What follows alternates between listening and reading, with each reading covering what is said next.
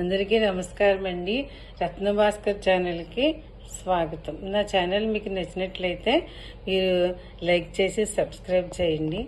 ఈరోజు ఏంటంటే మనకి ఇంక మార్గశిర మాసం వచ్చేస్తుంది, కార్తీక అమావాస్య వస్తుంది. పాడ్యం రాగానే ఏం చేస్తాం, ఆ రోజు మనం పూలి పాడ్యంని చేసుకుంటాం. నదిలో దీపాలు వెలిగించి ఇవన్నీ చేసి. ఇప్పుడు ఏంటంటే మనం చెప్పుకోవాల్సింది ఏంటంటే పోలి స్వర్గం కదా ఇది. పోలి స్వర్గానికి ఎలా వెళ్ళగలిగింది, ఏం చెయ్యాలి, మనం ఎలా ఉండాలి ఏంటనేది కథ ద్వారా మనకి చెప్తున్నారనమాట పురాణాల్లో. ఏంటంటే పోలి అనే అమ్మాయి చిన్నప్పటి నుంచి చాలా దైవభక్తి కలిసి, సరే అత్తారింటికి వచ్చిన తర్వాత అత్తమావల్ని చక్కగా గౌరవించుకుని తోటికోడలతో కూడా ప్రేమగా ఉండేది. కానీ వాళ్ళందరూ ఏంటంటే మాకు డబ్బు ఉందని అహంకారంతో ఈ అమ్మాయిని చూసేవారు కాదు. దీనిలో ఏంటంటే అహంకారం ఉండకూడదు. మనం పెద్దయినా డబ్బుని వాళ్ళైనా లేకపోయినా అధికారంలో ఉన్న చిన్న ఉద్యోగం చేసినా కానీ అందరినీ సమానంగా చూడగలగాలన్నమాట.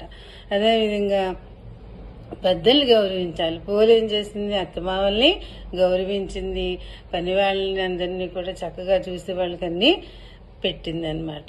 ఆ తర్వాత తనకు ఉన్న దానిలోనే వాళ్ళందరూ అత్తగారు వాళ్ళు తనని తీసుకెళ్లిపోయిన నదికి తాను ఉన్న దానిలోనే ఇంట్లో ఉన్న ఏది మిగిలితే దాంతో దేవుడికి దీపం పెట్టి కార్తీక మాసంలో ఏది ఉంటే అదే నైవేద్యం పెట్టింది. అది అంటే భక్తిభావం ముఖ్యం, కానీ మనకి నైవేద్యాలు ఆడంబరాలు ముఖ్యం కాదని చెప్పి ద్వారా మనకి తెలుస్తుంది అనమాట.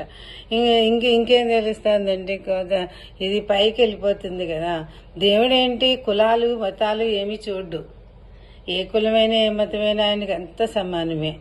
అందుకని అమ్మాయి చాకలి కులంలో పుట్టినప్పటికీ కూడా దైవభక్తి కలదు కాబట్టి, దేవుణ్ణి సేవించేది కాబట్టి అమ్మాయిని తీసుకెళ్ళడానికి దివ్య విమానాన్ని పంపించి అమ్మాయిని తీసుకెళ్తుంటే అత్తగారు వాళ్ళు ఏంటి, మేము ఇంతలా ఉన్నాము, ఇన్ని పూజలు చేసాము, ఎందుకు ఇలా చేస్తున్నావు, మేము కూడా వస్తామంటే మీరు రావడానికి వీల్లేదు, మీరు చేసిందంతా డాబు దర్పానికి చేశారు కాబట్టి మీరు చేయలేదు, అందుకని మిమ్మల్ని తీసుకెళ్ళట్లేదు, పోలిని ఒకదాన్నే తీసుకురమ్మన్నారు అని చెప్పి ఆవిడ ఒక్క తీసుకెళ్తారు. మనం నేర్చుకున్నది ఏంటంటే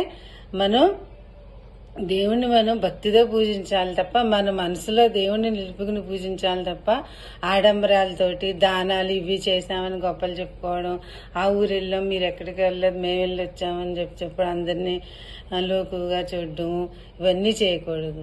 ఆ మామగారు ఏం చేశాడు, ఊళ్ళో వాళ్ళ బట్టలందరినీ ఉతికి మురిగిపోగట్టి తన ఇంట్లో ఏం సర్దిద్దుగా లేకపోయాడు. ఇలా కాకుండా అందరూ కూడా భక్తిభావంతో ఉండి దేవుణ్ణి చేరాలని చెప్పి పూజించాలని కోరుకున్నాను. Thank you.